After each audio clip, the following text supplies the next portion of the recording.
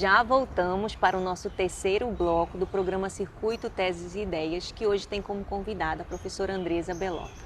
Andresa, na sua tese, você entrevistou crianças com desempenho de excelência, bem como seus pais e educadores. Eu gostaria que você comentasse um pouco para a gente sobre essas diferentes vozes em torno do tema da superdotação. Ok, então assim, primeiro nós queríamos conhecer nas diferentes perspectivas, né, na área acadêmica, do desporto e artística, entender o que fez a diferença para o desenvolvimento do percurso das crianças, do desempenho de excelência naquelas áreas. Então é importantíssimo dizer que foi muito difícil identificá-las, né, para participar, chegar a esses sujeitos para participar da tese. Por quê? Porque na escola nós não tivemos a indicação. Nós acabamos tendo indicação por meio de sujeitos sociais na área acadêmica, né? Na área do desporto foi por meio dos jornais, aqueles atletas com desempenho de excelência em algumas áreas, e na área artística também foi a indicação de uma professora que tinha um estúdio de artes e que dava aula para as crianças. Por quê? E isso, como nós chegamos a ela? Exatamente por uma publicação no jornal em que aparecia as crianças com talento na área artística. Então, ouvir as crianças foi importante, mas era necessário, para entender o percurso, ouvir também os pais, né, ou os seus cuidadores e os educadores. Então, nós tivemos no total 29 sujeitos, sendo 9 crianças. Tivemos, num dos casos, ao invés de um único representante da educação, nós tivemos 3 professores. A professora que acompanhou desde que ela tinha 2 anos no Kumon, e depois a educadora que acompanhou na educação, no início da educação básica, né, nos anos iniciais, onde ela foi acelerada, porque essa criança tinha o diagnóstico de altas habilidades, e na verdade nem era mais criança, já tinha 12 anos, mas a professora também da escola do ensino médio, que ela entrou com 11 anos de idade. E na época da pesquisa ela estava com 12 anos.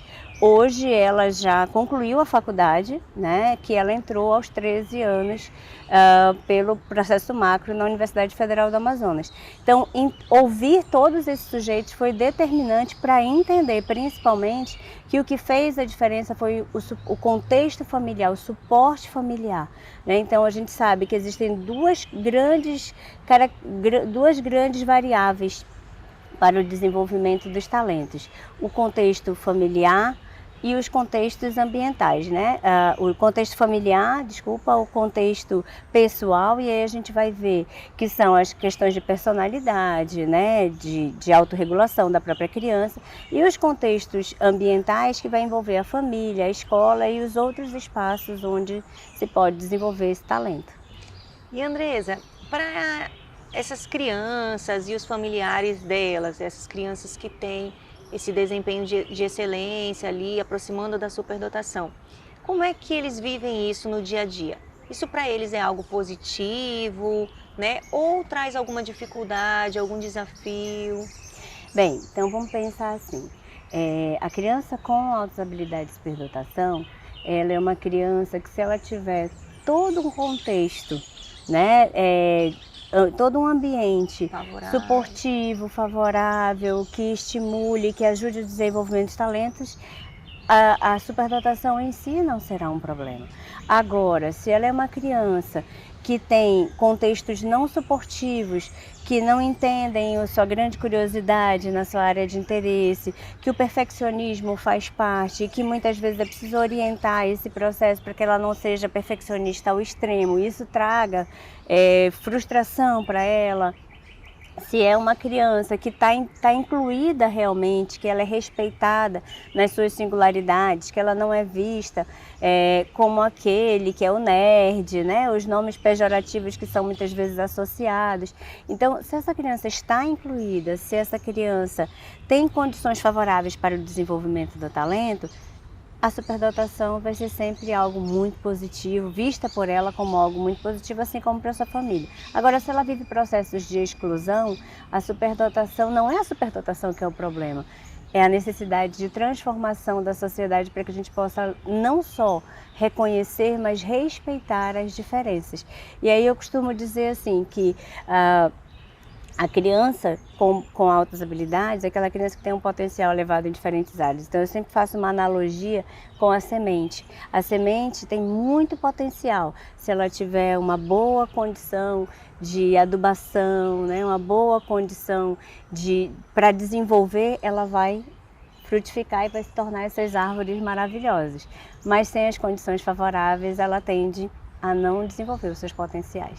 Exatamente. E aí a gente chega nesse ponto, né? Então, o que a gente pode observar nas crianças, nós enquanto educadores, enquanto mães, enquanto pais, o que nós podemos observar, quais são os indícios que nós vamos observar que nos já mostrem que a nossa criança tem algum indício de sobredotação?